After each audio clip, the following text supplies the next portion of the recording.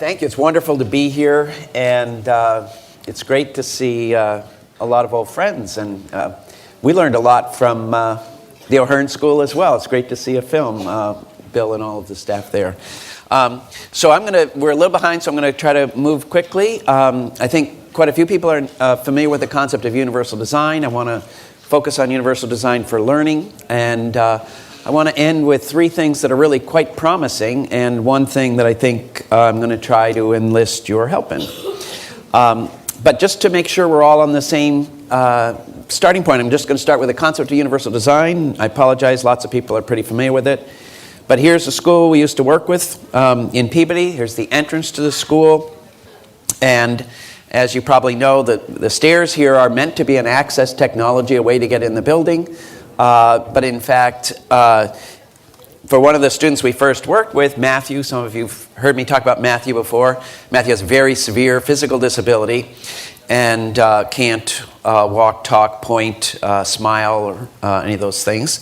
And he certainly can't get in this building because he's mobile in an electric wheelchair, which he drives with his chin. And he was one of our first really challenging motorically youngsters. And we hooked him up, got him so he could drive a wheelchair, but then came the problem of entering the school building. And I really now start the story quite differently than I used to. Because there's really two ways to view the problem. One is to view the problem as Matthew's problem. That is, Matthew has a disability, and we've got to somehow fix or remediate Matthew. The second way to view the problem is to view it as the school's problem or the culture's problem. That the school is in fact disabled and not welcoming to a student like Matthew. Our work recently, thank you very much, Rich, has focused on the latter view of things. How do we help the disabilities that schools have? And I want to say why we do that. If you view the problem as Matt's disability, then it limits the range of solutions you look for. And I want to show you, this is Matthew's joke, not mine. But Matthew's suggestion for what's the assistive technology that would have allowed him to go to school. And the thing is that Matthew understood that he was very computer savvy, drove his wheelchair and did all of his communications through computer. And he knew that inside this big instrument was a computer, and that with the computer inside he could drive it. The important thing is that students with disabilities teach us something about the progression of things. We typically think there's one progression from here to there. And we think of that you first got to learn to toddle, and then a tricycle, and then a bicycle, and then a 57 Chevy, and so on. But in fact, those progressions aren't always true for everyone. In fact, Matthew is never going to ride a tricycle or a bicycle or any of those things. Those are things he can't do. But he knows that with this powerful technology inside of this, he can actually drive a tank quite well. So he did the research on and showed the school how to get them and so on.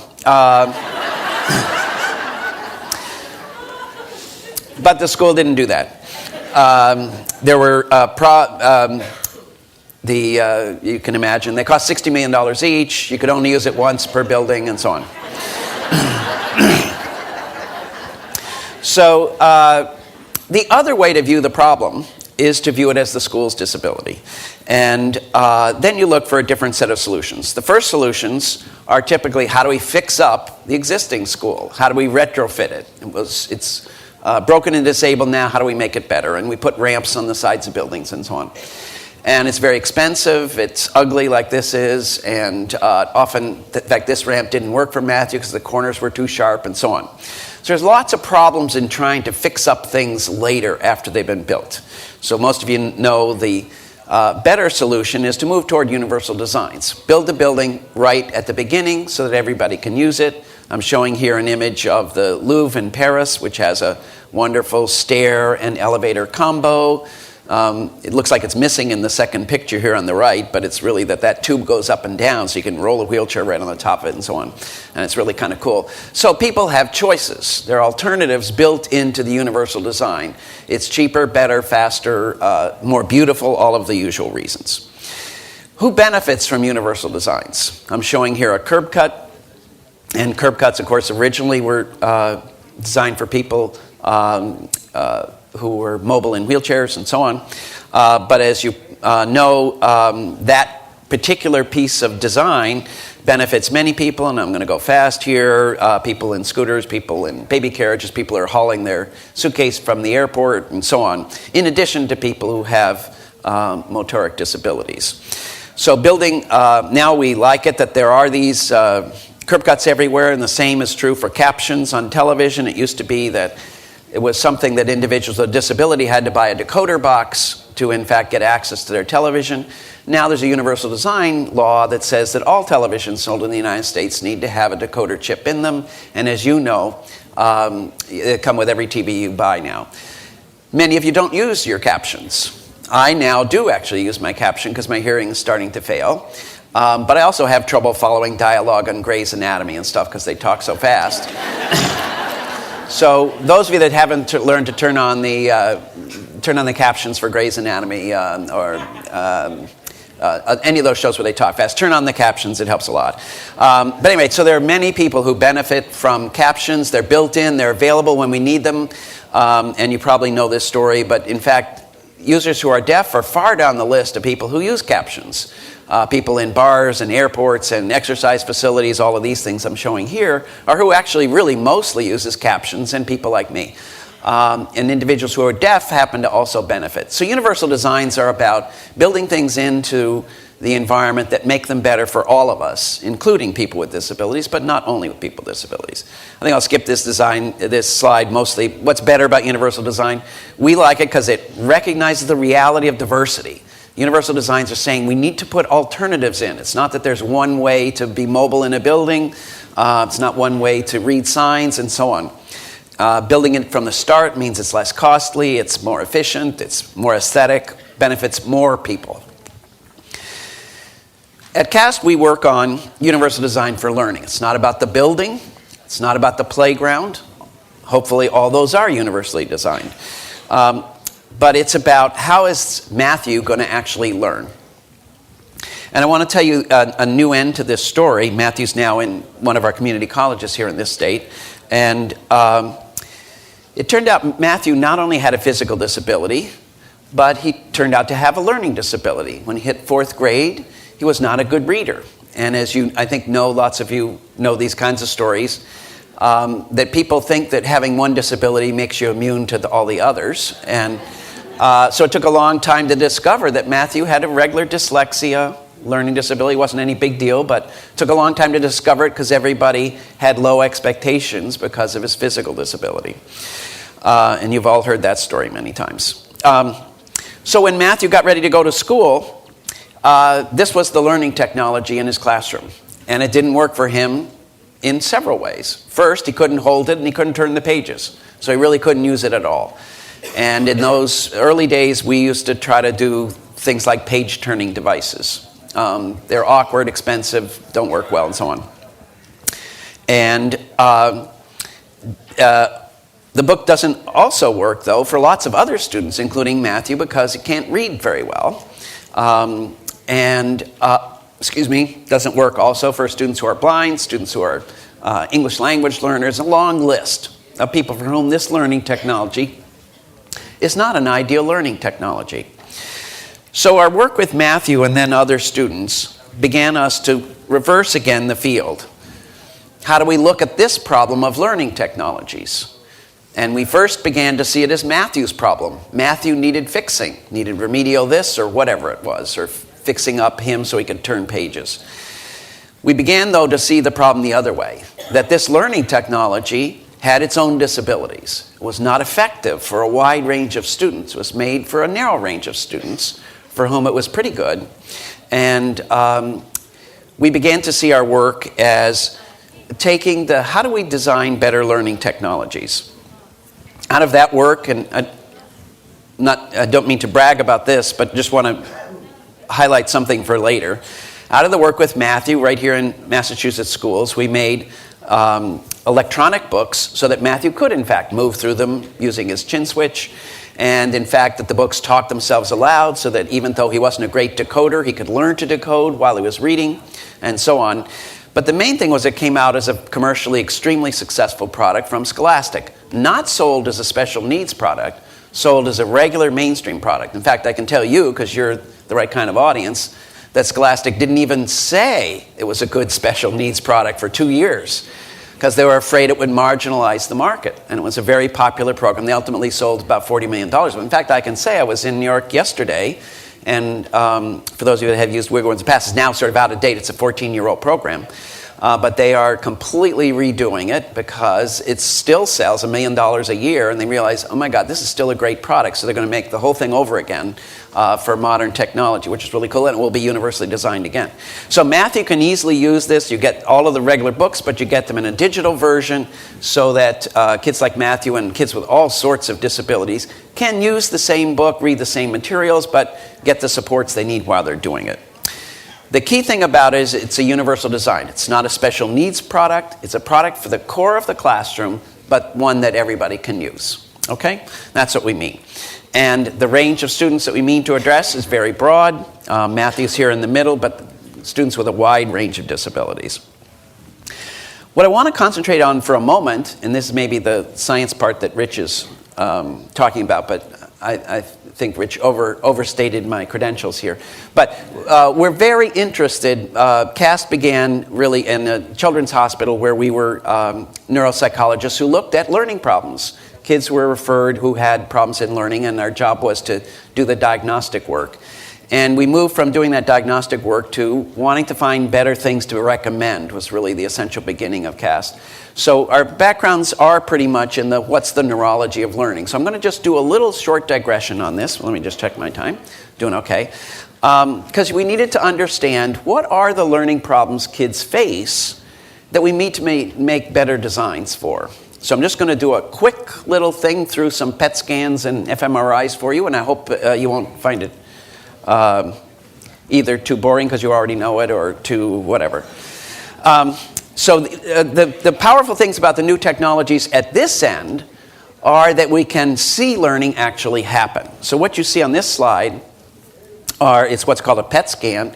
And what it's doing is showing the burning of glucose. The hotter it looks, the more glucose is being burned. And what happens is when our neurons fire, they need oxygen and glucose to be able to fire again, just like your muscles do. So as neurons fire a lot, they require a lot more glucose and a lot more oxygen, and most of the imaging devices that we use now are capturing that. So this is a picture showing a brain that's hearing words on the left and seeing words on the right. The brighter it looks, that's where it's burning a lot of energy. This kind of ability to actually watch the brain operate has radically changed our view of a lot of things about learning. And I just want to convey a few of those to you. But the big point I'm going to make is that what it has demonstrated very clearly is that learning is not one thing. There isn't one kind of learner. There's not one kind of learning. And let me just give you a couple examples. There are many different kinds of learning in the following slide. This shows 4 different language tasks. But look how differently the brain lights itself up. I sometimes talk about the brain forming a committee to learn things. And I know in schools it's hard to think of a well-functioning committee, but if you can picture a strong committee, the brain puts together a committee to solve tasks. But look how different these committees are, and all of these are language. So it shows right away that it's not a good idea to think about children or language as if it's one thing. Language is actually a lot of different things, and our brain approaches it as a lot of problems to solve. So the top left is just viewing words. That's what lights up, gets hot. Listening to them, a different area gets hot. Speaking words, different areas yet still light up. And if I ask you to generate a verb rather than any word you want, look how differently the bottom right lights up. And this was a knockout to the neuroscientists. Oh my God, how different it is when you're asked to say a verb than to say any word you want. You turn out to really use your brain quite differently to do that, to stay within the class verb. So this began to explode the view that, well, we're being kind of too gross about learning. It's not one thing, it's got all these parts, just a little bit more. Even within what we think of as one task, our brain doesn't approach it as one thing. So here is your brain listening to music. And you can see up here on that left one, this is the part of your brain that lights up when you're listening to the melody. But very different parts of your brain lights up, in both sides of your brain, by the way, when you're listening. I said the wrong thing. The first one is the harmony. The second one is the melody. And the third one is the rhythm. Your brain actually parcels it out. It's sort of like sound, color by Technicolor and sound by Dolby on films. The brain says, you know what? You take care of the rhythm over there. You take care of the melody over there. You take care of the harmony over there. Puts together a committee to solve the problem of listening to this is just listening to a piece of music. Why do I want to show you this? Because in fact, people can have disabilities in one of these and not the others. Myself, as my wife claims, have no rhythm. But I, in fact, get melody pretty well, okay? And each of you have your varying disabilities when you listen to music. But they're really different. There isn't a music center in the brain. You'll not be surprised that there's not a reading center. There's not a language center. There are many different parts. So the variety of which our students have difficulties and strengths is really much richer and more interesting than we used to think. Here's, in fact, the parts of your brain you used to read with. All of these are dots that show parts that light up in reading single words. And in fact, you see that almost the parts of all over the brain light up when you're reading. So a lot of your brain has to go together to read. And I want to caution you, this is just reading a single word. If I put up paragraphs here, even more of your brain lights up. A lot of parts of your brain have to light up to read. The part that we're most interested in here is that learning looks really different in different kids. I hope you're with me so far. I'm showing that learning of different kinds is really different in the brain, but learning among different kids is really different. And I don't have time to go through all of the various kinds of students we have, so I'm just going to let this one stand for it. Here's the difference between a dyslexic student on the left and a normal. I don't like that word normal. I got this out of Newsweek. They don't know how to write. Typically achieving student. And you'll see that the brain lights up very differently in the typically achieving student than in the dyslexic. In particular, in the back part of the brain, as you see there, 3 areas light up, and those areas typically are not lighting up in students that have dyslexia. So they are actually reading with different parts of their brain. And that's another shocker, that it's not, you'll notice that it's not that they're trying hard, it's not that they're burning less glucose. They're burning glucose in a different part, a huge burn in the front part of their brain, and almost nothing in the back part. And we know what those areas do now, and so on. It's very interesting work, okay? But really different. And your students aren't the same when they learn as they get older. Lots of studies are just coming out in the last 2 years. Looking at here is students who are reading the emotion in a situation. What's going on? Is this person angry, for example? And what happens is, if you're a teenager, your brain is lighting up like on the left. You're using this area low down in temporal cortex, as we call it. But when you're an adult, you actually read the same thing, the emotion, with a very different part of your brain, because your brain has matured. It's grown in. That part of the brain is not mature in a teenager. So all of you that are wondering, how come my kids don't get it? And how come they seem emotionally labile and all of those? You got to remember they're doing emotions with a different part of their brain. The part that you use as an adult isn't there yet. So they seem a little emotionally out of control. Actually, like you are when you drink or do other things if you do. Individuals also differ with experience. I'm not going to take time to go into this because I want to move to some other things, but this just shows that, in fact, as you become more expert, your brain lights up very differently than when you're a beginner. At the beginning, you tend to burn a lot of glucose because you're having to learn a lot, and it gets more and more toward the middle. You can see where it's practiced. You get to save energy. It's like you're saving glucose, okay? You don't need as much. But when you're a beginner at any task, you have a tremendous big burn at the beginning. You've got to actually change the way your brain is organized. But here's the problem. Learning is not one thing, but teaching often is. We give one book to all 30 students, okay? The same kind of information presented in the same way for everybody at the same time. Yet the diversity among our students is gigantic. I think I'll skip this, but it's a wonderful, go to Reading Research Quarterly. The recent issue talks about re-looking at reading disability and realizing that, and I'll read this quote, "We find it difficult to understand why anyone would deem instructional methods effective in instances where they do not work." Because the definition of dyslexia is that you can't read under effective instruction. And they're saying, well, how can you call instruction effective if you know it doesn't work? With this definition, effective instruction is instruction that is ipso facto not effective for children who are dyslexic. Rather than fault the instruction, this definition faults the child. So that's what we're after here, and it's great to see Reading Research Quarterly, which is the top reading journal, saying maybe we're looking at this problem differently. Instead of labeling the child as the child has a disability, this is not their language but mine, maybe we ought to label the instruction as disabled instead. I'm going to single out books. I could do the same for lectures. But I want to talk about the three central disabilities we think of books as having as instructional environments for your students and mine. First, books are disabled in who they can teach.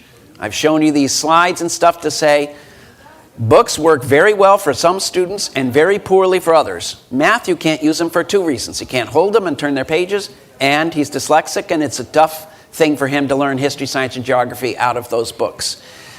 They don't work well across all the students. In fact, probably everybody here has children and students for whom books are not a great learning instrument. What's not right is to keep labeling the kids as the problem. Okay?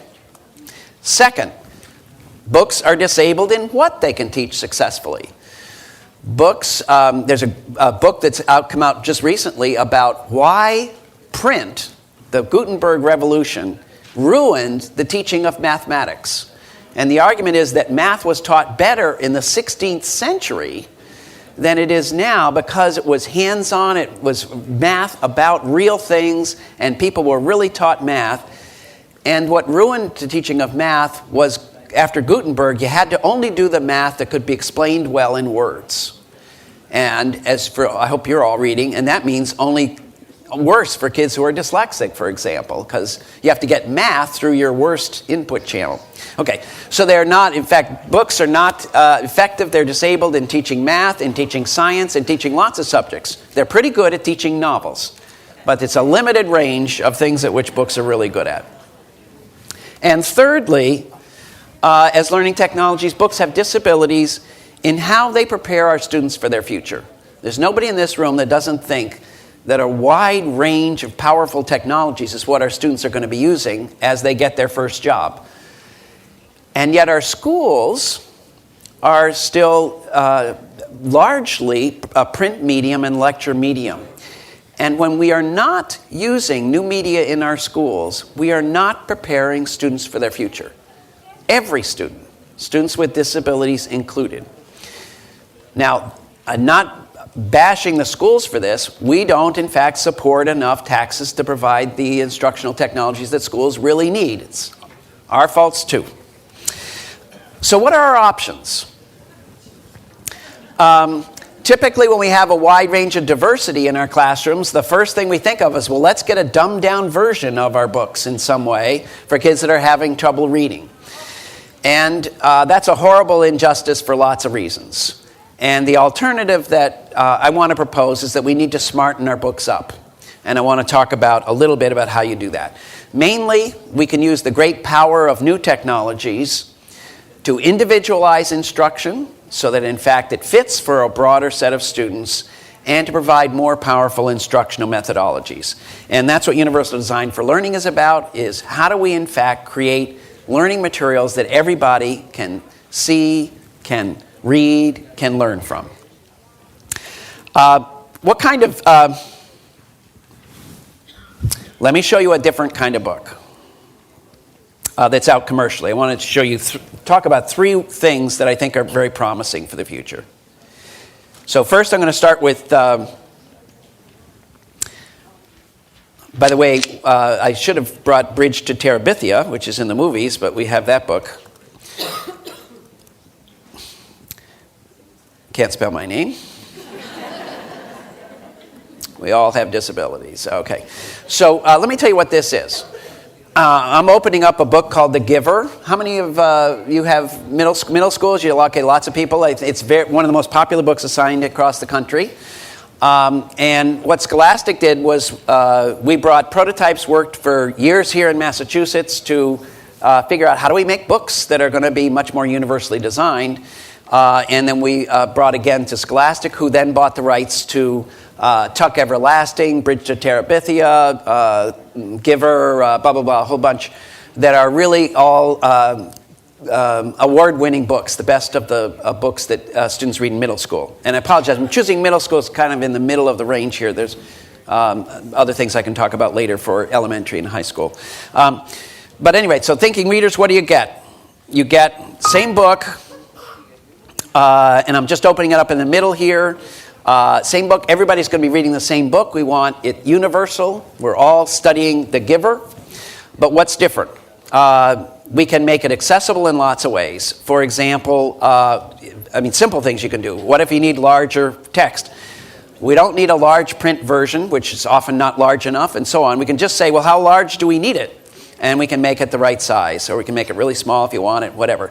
We have the flexibility, not a big deal. What's a bigger flexibility? Usually, at the morning ritual when the family members told their dreams, Jonas didn't contribute much. He rarely dreamed. Sometimes he awoke with a feeling of fragments afloat in his sleep, but he couldn't seem to grasp. Okay, so if you're blind, the whole book will read itself aloud to you gorgeously. You don't have to go and do anything or buy anything special. It's in a beautiful voice. You notice it has music. You may wonder, why is the music there? Well, in fact, as you know, for students with Asperger's, for example, the hardest part is to get the affect of what's going on. Music is just another cue. If you use it, by the way, you use it in the movie theater. If they turn the sound off in the movie theater, you don't know what's going on either. You don't know whether it's happy or sad or it's whatever. So it's an emotional track, and there's a little emotional track in here. By the way, you can turn all of these features on or off. They're not for everybody. Use them as you need them. What are some other barriers we typically... By the way, I'm not going to bother to show it, but I can make that reading go highlight each word at a time, so it's incredibly slow and it guides me along as I'm reading. I can have it go very fast if I'm ADD. I can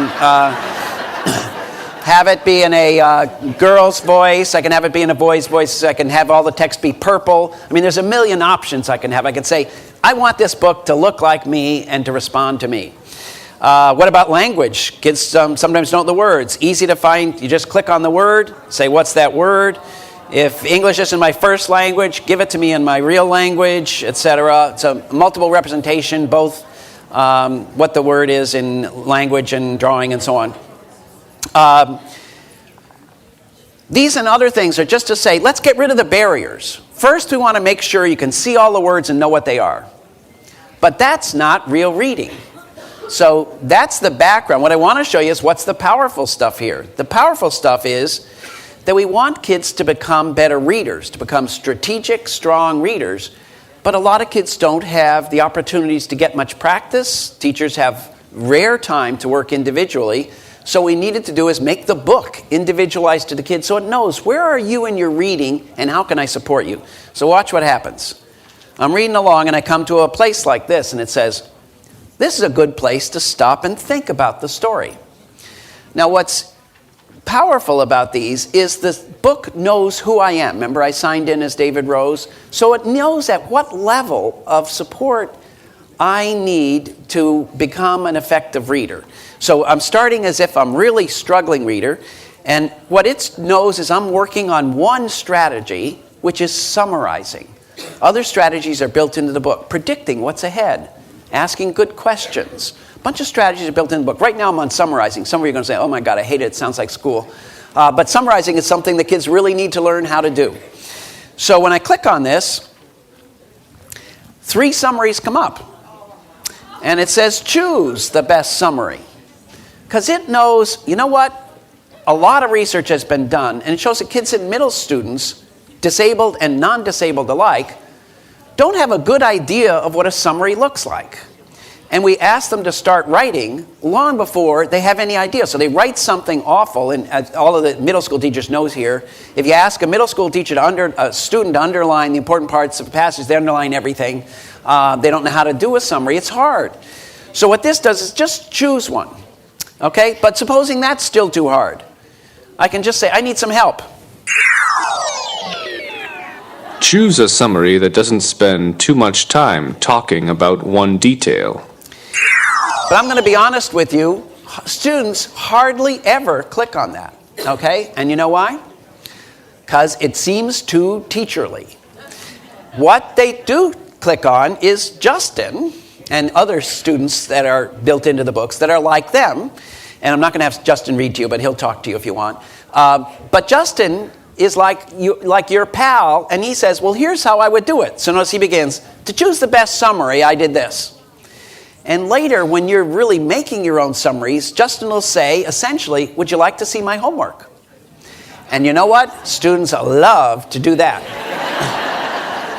And people sometimes say, well, geez, won't the kids just copy that? No, the teachers can see this too, and the students all know that.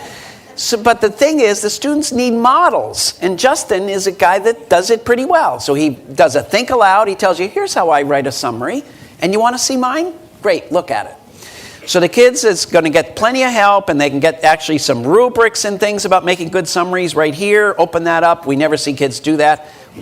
Kids, go and ask Justin. Okay. What happens when I click? All I do is I choose one, but the powerful thing is, and by the way, I just want to be clear that we don't think these are as good as teachers. Teachers are way better than this. But these are just better than books when the teacher's not nearby, is all we're arguing, okay? So what happens is I click, and it's not right, then it gives me immediate feedback like a good mentor. It says, well, that's not a good summary because what? And it will tell you, it's not a good summary because it has too much detail. It doesn't talk about the main thing, which is there in China or whatever. So you get some immediate feedback. And your answer's saved, and I'll show you what happens to that. Okay. And then when you get a good one, it'll say, great, that's a great summary because, like a good teacher says, because it does this. So you're learning how to make a good summary. What I want to show you, though, is that that's way too much help for some students. Be demeaning. They, like, okay, they know in general what a summary should look like and so on. So what happens, let's say the same book, but a student, let's say this is Rich Robinson, a little bit, a little smarty pants there and sitting in class. And when he reads the same passage, he comes to that same place. Now's a good time to summarize. It doesn't give him summaries to choose. It says, well, here's 6 points that were in just what you read. Choose the 4 most important points below to use in a summary. Because the research showed consistently the kids don't know about that step, that there was a lot of points, and I need to choose only the most important ones, and teachers don't have time to work with them long enough, the struggling students, to figure it out. So here, again, Justin will come out and help. I can get all kinds of help.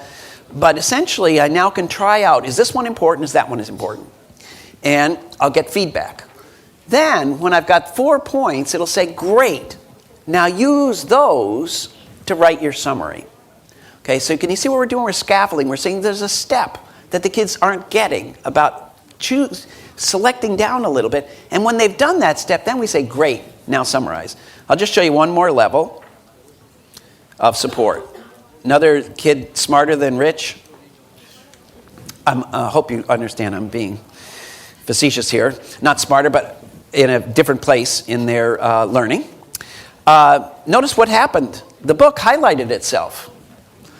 And when you come to that same passage, it says, look at the highlighted words in the text to help you identify the key information and then summarize the passage. For the first time, I now can write. But I'm guided and I'm helped like a good teacher. It says, you know what? It's your first time. You're still early at looking back at the text by yourself. So we're going to highlight some things for you. Look back there especially. And then, an important point, it does have a rubric built right into the book. And it says your teacher's been talking about these 4 things as important. Look back at your own summary you just wrote. Does it do these things? Because the research showed that kids don't evaluate their own work. We need kids to look at their own work and say, you know what? I forgot to do this. So this just has them make sure you've checked your work. Okay? Everybody get the idea? Is that probably too much? There's more levels. Goes up to the last level is, this is a good time for you to stop and check your reading. How do you think you're doing? But you're on your own. For what kind of strategy? And we're not going to give you any more support, but you're on your own. But we're building in a progression, an apprenticeship, in summarizing from, we're essentially doing it for you with you just making a few choices, up through we're giving you a lot of help, and finally, you're on your own. You know how to make good summaries now. All of this work is saved, by the way, for the teacher to look at. And here's everything I do. It's my progress monitoring, of course, important. My progress through the book, everything I clicked on, what kind of help, what kind of answers I gave. So a teacher can quickly look at it and go, wow, Billy, your summaries are getting really good now. Do you think you can do it with less support? And the kids say, yeah, it's like I don't need the training wheels anymore. I'm fine. Okay, built into the book. Everybody get the idea? Okay. So, can you get books like this? Yeah, you can. You can get them, actually, and I'm not advertising them. They're out by several companies now. Scholastic took our research prototypes, made them into thinking readers, which are now available. Pearson has now got AMP product, which does the same thing. So you can get books like this. And students who are blind, students who have cognitive disabilities, students blah, blah, blah, blah. Long set. I'm going to skip over these because I'm a little late of sort of what are the main issues we deal with. When we think about universal design for learning, we think about the materials, which is what I've shown you. But in fact, we need to be careful about the standards and objectives that we use. We can always make standards in a way that, in fact, lots of students can't reach them. So part of the Universal Design for Learning guidelines talk about how do you make standards that have enough ways to get there that everybody can succeed. We don't talk about dumbing down the standards. We like high standards, and I hope you all like standards. What we don't want is lower standards for our students with disabilities. What we want is more routes to success. Is there a bunch of ways to get to that standard? If there's only one way to get to that standard, then by God, we're going to disable our students when our standards are what's disabled. Okay? Curricular materials and tools, the same thing. We can make materials which are not disabled, like I've been showing you. Teaching methods. How do teachers teach? How do they team teach so they work together? And lastly, and most importantly, with MCAS and et cetera, and by the way, Massachusetts is ahead here, how do we make our assessments so they are universally designed? What does that mean? It means that they're accurate. Most assessments, traditional printed assessments, are not accurate because they confound students' access to the test with their knowledge that the test is meant to measure. The classic example, an article just out yesterday, in fact, about students taking math tests. And students who, for example, are struggling readers or are dyslexics have lowered scores on their math tests because the test is really confounding and testing their reading instead of their math. Now you can say, well, what would that mean? Obviously, we can do the same thing for the math test that I just did here. We can have the math test read itself aloud and give the kids the right kind of support. Not about the math. We want to challenge the kid to do the math. We want to make the math hard. But we can't double up and say, but you know what? You're going to have to be a reader of X in order for us to even know how your math is. Because what happens is the scores were 50% lower for students with dyslexia on the math test than if they read the items aloud, okay? So we're not getting an accurate measure of kids' math scores. All right, 2 minutes and I'll be finished. What's promising about moving in these directions? First, publishers are starting to do this. I showed you a Scholastic product. Pearson is the same. I think all of the publishers will begin to do this. And you know why? Because you're going to ask for it. You're going to say, don't send me disabled curricula anymore. Send me curricula that all of our students can use. There's accessible media producers I've listed here that are also working on how do we make books. You can get books from Recording for the Blind Dyslexic, from Bookshare and so on, electronic books where we can get a lot more support built in them than in printed books. So there's promising developments in the commercial industry. A big thing that I'm hoping you know about, but most people don't know about, in the IDEA regulations that Rich talked about and others, is a fundamentally changing law for students with disability. And it's called the National Instructional Materials Accessibility Standard. And it went into effect December 6th. And lots of you don't know about it because it's not controversial. Like teacher quality or something like that. But it is big. And here's what NIMUS does, and I'll tell you where to go to learn more about it. And Massachusetts is already on board. NIMUS requires publishers to provide, at the same time they publish a print version, an electronic version of their textbook. Big deal, yeah. Go ahead and clap. Yes, it's good. So lots of you know you've had to remake books, scan them, and do all that kind of stuff. Starting December 6th, every textbook published in the U.S. must provide a beautiful XML marked up digital version of that book to a national repository, and you can get it, okay? And it's only available to students who have print disabilities. Tracy Hall is going to talk later today, and if you want to know some of these controversies, go to her.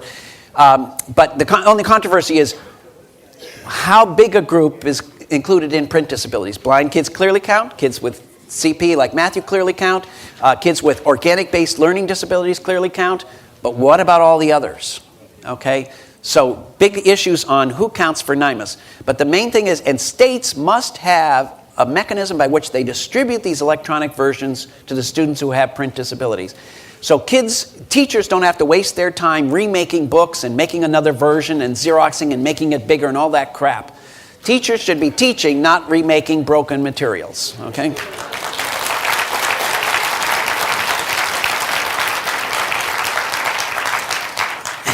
And lastly, what's promising is this meeting, that who's going to drive this change? You need to make sure your school knows about NIMUS. You need to make sure your school is asking, are you asking for universally designed materials?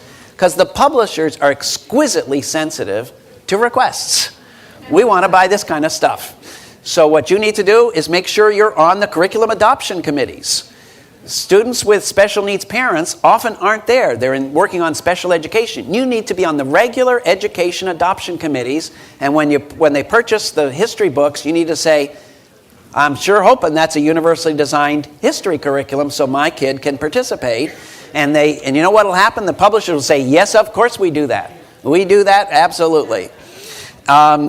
And I just want, this is what you can do, too much time to go into that, but I want to just say, if you want to still make your own books, you yourselves can go to the CAS website and absolutely free, because the Massachusetts Department of Education supported us in doing this, and we work with teachers with students who had cognitive disabilities over the last few years, and I really want to thank the Massachusetts Department of Education. We now have a free book builder. You can come to this website and make books that your students can use, and you can even build in supports, and it shows you how to do it. So those things I was showing you in Thinking Reader can be in your voice, in your students' voice. Students put their own text in, their own images, and make their own books. Completely free. Thank you to Massachusetts, and thank you to all of you. But if you come...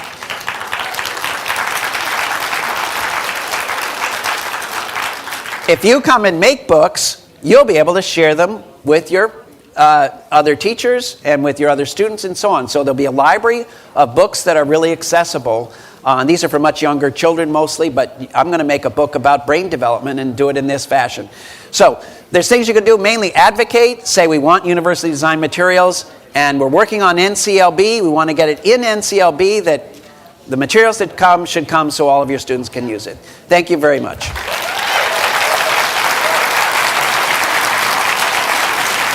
Thank you, David.